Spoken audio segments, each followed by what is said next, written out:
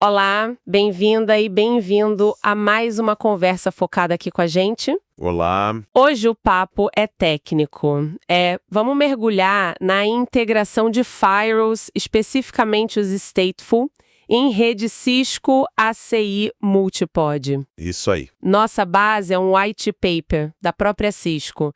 E a ideia é, assim, pegar as opções-chave de implementação e o que a gente realmente precisa saber para lidar com essas redes. Simplificar um pouco, né? Exatamente. O ACI Multipod, para quem talvez não esteja tão familiarizado, é essa arquitetura legal que conecta vários sites ACI, sabe? Tudo sobre um controle único. Facilita a vida. Demais. Só que, claro, as aplicações precisam de mais, né? Firewall, balanceador de carga, os serviços L4 a L7. Sim. E o ACI integra isso com os Service Graphs, e muitas vezes usa o PBR, o redirecionamento baseado em políticas, para direcionar o tráfego de forma inteligente. Certo. Hoje o nosso foco são os firewalls. Como a gente encaixa eles nesses ambientes multipod de um jeito que funcione bem e seja resiliente. Perfeito. Então vamos lá, desmembrar isso. O documento fala de 3 modelos principais, né? Para colocar firewall no ACI Multipod. Quais são eles, assim, de forma geral? Basicamente, são 3 cenários. O primeiro, um par de firewalls, um ativo e um standby, só que eles ficam esticados, um em cada pod. Uhum. Segundo é parecido, mas com um cluster ativo-ativo, também espalhado pelos pods. Ativo-ativo. Ok. E o terceiro é ter pares ativo e standby normais, mas independentes.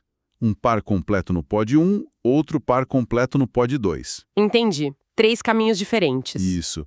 E antes de detalhar cada um, tem uns fatores gerais que, sempre pesam na escolha, sabe? Que tipo de fatores? Primeiro, para que serve esse firewall? É para o tráfego norte-sul, de perímetro, data center para fora? Certo. Ou é para o tráfego leste-oeste, interno, entre aplicações, talvez entre VRFs diferentes? Isso já muda bastante coisa. Imagino. A função dele dita a estratégia. Que mais? O modo de operação? O firewall vai ser transparente, tipo Layer 2, uma ponte? Ou vai ser roteado, Layer 3? Vai usar PBR para receber o tráfego? E claro, qual dos 3 modelos de alta disponibilidade que eu falei vai ser usado? E por último, mas não menos importante, como é a conexão com o mundo externo? É via L3 Out tradicional nos border leafs ou é Golf, com EVPN sobre a WAN? Essa parte da conexão externa é crucial também. Sim, e até tem uma nota no material, né, que a partir do ACI 4.0, a recomendação pende mais para L3 Out nos border leafs mesmo. Bom saber. Ok, temos o cenário. Vamos então para o primeiro modelo. O par ativo standby esticado entre pods. Como é que isso funciona na prática? Imagina assim, o firewall ativo está lá no pod 1. O standby está no pod 2. Ok. A consequência direta, e isso é chave, é que todo o tráfego que precisa passar pelo firewall tem que ir obrigatoriamente para o pod 1, onde está o ativo. Então o tráfego fica amarrado no pod do firewall ativo. Exatamente. Fica pinavo lá. E aí, onde isso fica interessante? Quais as vantagens e desvantagens disso? Olha, a vantagem clara é a simplicidade do conceito e, principalmente, evitar caminhos assimétricos. Como só tem um cara ativo processando aquele fluxo, não tem risco da resposta voltar por outro caminho e quebrar a sessão stateful. Segurança na simetria. Isso. A desvantagem é, a eficiência do caminho pode ir para o espaço. Como assim? Pensa num caso. A origem do tráfego e o destino estão ambos no pod 2, mas o firewall ativo está no pod 1. O tráfego vai ter que sair do pod 2 e ir até o pod 1 pela rede entre os pods, a IPN. Atravessa a IPN. Passa pelo firewall ativo e aí volta pela IPN para o pod 2 para chegar no destino. Nossa, um vai e volta pela IPN? Exato. Esse hairpinning consome banda da IPN e adiciona latência. Por isso que dimensionar bem essa rede interpod é super crítico nesse modelo. Entendi. Simplicidade conceitual, mas com um custo potencial de performance e uso da IPN. E dentro desse modelo, como as diferentes formas de conectar o firewall entram na jogada? Tem variações? Tem sim. Vamos ver. Se o firewall for transparente, camada 2, ele fica ali no meio do camanho, como se fosse uma ponte mesmo, né? Invisível, certo? Isso. O tráfego L2 é forçado a passar por ele. Aí, o jeito que você configura a L3 Out, a conexão externa, impacta muito. Dá para otimizar. Dá para tentar. Uma ideia é o conceito de home site. Tentar fazer o tráfego de fora sempre entrar pelo pod onde o firewall ativo está. Ah, direcionar a entrada. Exato. Ou então, anunciar rotas bem específicas dos servidores, tipo 32, para a rede externa, mas só a partir do pod ativo. Isso ajuda a evitar o pior cenário de hairpinning duplo, sabe? Mas se o destino final estiver no outro pod, ainda pode ter um desvio. Ok. E se o firewall for roteado? Bom, se ele for roteado, Layer 3, tem algumas formas. Ele pode ser o gateway dos servidores. Nesse caso, a ACI só dá conectividade L2 e o firewall faz o L3. O caminho do tráfego acaba sendo parecido com o transparente, porque ainda depende de onde o ativo está. Ou ele pode ser um salto L3 conectado via L3 Out na ACI. E aí, a recomendação forte do material é usar uma L3 Out única estendida entre os pods. Por que estendida? Qual a vantagem? Porque aí os switches da ACI, os leafs, nos dois pods podem formar vizinhança de roteamento direto com o firewall ativo. Se o ativo cair, o standby assume no outro pod e a convergência é muito mais rápida. Ah, acelera o failover. Exato. Se fossem L3 Outs separadas, a vizinhança teria que ser refeita lá no outro pod, o que demora mais. Não é o ideal. Faz todo sentido. E o PBR, ele também pode ser usado nesse cenário ativo standby estendido? Pode sim. É a opção de firewall roteado com PBR. Facilita um pouco a configuração na CI porque você não precisa criar aquele sanduíche de VRFs para forçar o tráfego. A política resolve. Isso, a política PBR disse, esse tráfego aqui manda para o IP do firewall ativo. Simples assim. Mas a lógica do caminho ainda depende de onde o tráfego entra, onde o destino está e onde essa política é aplicada. O risco do hairpinning pela IPN continua existindo. Ok. E tem até uma opção mais nova, do APAC 5.2 para frente, que mistura L3 Out com PBR no mesmo firewall. Usa L3 Out para o tráfego norte-sul e PBR para o leste-oeste, mas apontando para a mesma interface L3 Out, uma forma de usar a mesma caixa para tudo. Entendi. Então esse modelo ativo standby estendido é muito sobre garantir a simetria, mesmo que o caminho não seja o mais curto. E o segundo modelo, o cluster ativo-ativo estendido, ele muda essa equação. Muda totalmente a dinâmica. Aqui, a gente tem firewalls ativos nos dois pods, mas eles funcionam como se fossem um só. Como assim? Eles compartilham o mesmo MAC e o mesmo IP. Pensa num cluster de Cisco AS ou FTD naquele modo Split Expanded Ether Channel. Para a rede ACI, é como se fosse um único super firewall distribuído. Ah! E a grande vantagem é a preocupação com a simetria do tráfego some. Opa! Isso é música para os ouvidos de quem lida com rede complexa. Eliminar a preocupação com a simetria. Mas imagino que tem um porém, né? Quais os requisitos, as pegadinhas? Ah, sempre tem, né? Primeiro, o firewall tem que suportar esse modo de cluster com um MAC e IP compartilhados e ter um jeito interno de sincronizar o estado das conexões ou encaminhar o tráfego para o nó certo dentro do cluster. Certo, requisito do firewall. Segundo, a latência. O link de controle entre os nós do cluster geralmente exige uma latência mais baixa, tipo uns 20 milissegundos de RTT, que é menor que os 50 milissegundos que o ACI multipod permite para a rede em si. Ponto de atenção. Terceiro, precisa de versões mais recentes do ACI, a partir da 3.2 4D, e hardware específico, Leafs EX FX ou mais novos, para ter uma funcionalidade chamada Anycast Service. Anycast Service. O que é isso? A CI precisa saber lidar com isso. Verdade. O Anycast Service faz exatamente isso. Ele entende que é um serviço distribuído e, de forma inteligente, prefere mandar o tráfego para o nó do cluster que está local, no mesmo pod. Ah, ele prioriza o local. Exato. Se o nó local falhar, aí sim ele usa o remoto no outro pod. A integração mais comum é com PBR. A política PBR aponta para o IP MAC compartilhado do cluster E o Anycast Service cuida do resto, direcionando para o nó local preferencialmente. Legal. E a otimização do caminho? Como fica? Ainda precisa se preocupar com isso? Ainda é bom otimizar sim, principalmente para o tráfego norte-sul. Mesmo com o Anycast preferindo o serviço local, o ideal é que o tráfego que vem de fora já chegue no pod certo onde está o servidor destino, sabe? Para evitar um salto extra. Isso. E adivinha o que ajuda aqui de novo? O anúncio de rota de host 32. Exatamente. Combinando o anúncio de rota de host com PBR e Anycast Service, você consegue um caminho bem otimizado na maioria das vezes. E como o próprio cluster de firewall resolve a sincronia internamente, a rede ACI não precisa se preocupar com a assimetria. Parece uma solução bem robusta essa do cluster ativo-ativo. Mas, como você disse, tem pré-requisitos mais exigentes. Vamos então para o terceiro modelo? Pares ativo e standby independentes em cada pod. Qual é a lógica aqui? Aqui a gente volta para o esquema ativo standby, mas de um jeito diferente. Tem um para-S completo e funcional no pod 1, e outro para-S totalmente independente lá no pod 2. Ah, são ilhas separadas de HA. Perfeito. Ilhas separadas, eles não se falam, não sincronizam o estado entre os pods.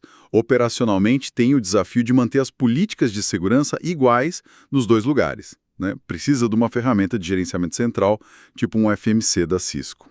Entendi. Mas se eles são independentes, não compartilham estado, aí a simetria volta a ser um problemão, certo? Exatamente. Esse é o ponto crítico, talvez o mais crítico desse modelo. Se um fluxo de tráfego for pelo firewall do pod 1 na ida e tentar voltar pelo firewall do pod 2... Já era. Conexão bloqueada. Na hora. A simetria aqui não é só desejável, ela é mandatória.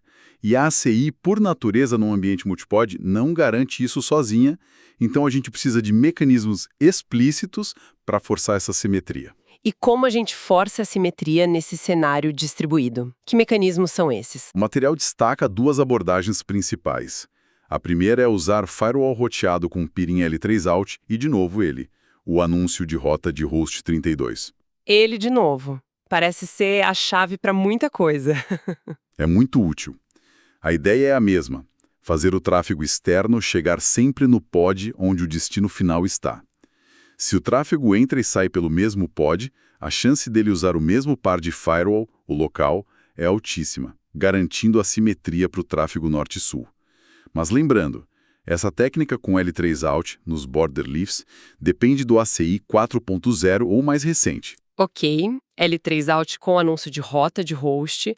Qual a segunda abordagem? A segunda, que dá um controle talvez mais direto, é usar firewall roteado com PBR simétrico. PBR simétrico, o que tem de diferente? A política PBR aqui é mais esperta.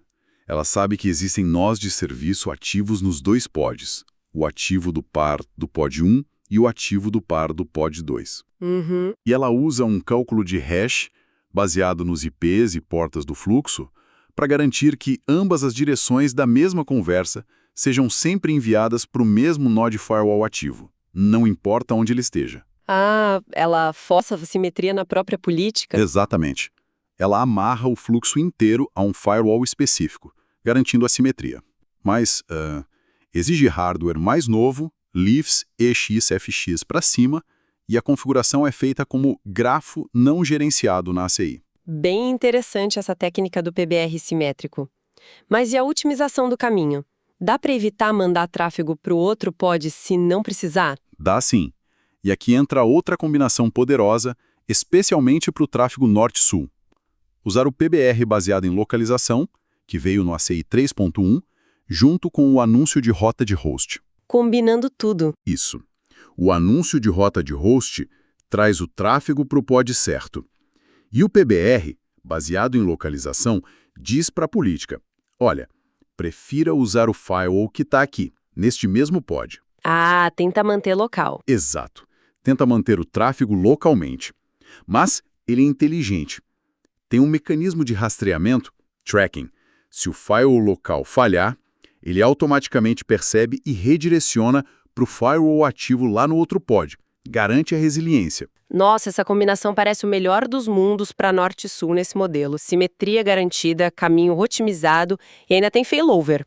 Funciona tão bem assim para o tráfego leste-oeste entre servidores dentro dos data centers? Ah, aí tem um porém importante. Geralmente, o PBR, baseado em localização, não funciona bem para o tráfego leste-oeste entre pods quando você usa esses pares AS independentes. Por quê? O problema é onde a política PBR é aplicada. Para um fluxo entre pods, a política pode ser aplicada num switch do pod de origem para um sentido e num switch do pod de destino para o sentido de volta. Se cada switch tentar usar a preferência local, um vai mandar para o firewall pod 1, o outro para o firewall pod 2, e aí... Quebra a simetria. Exato. Quebra a simetria que é vital para os pares independentes.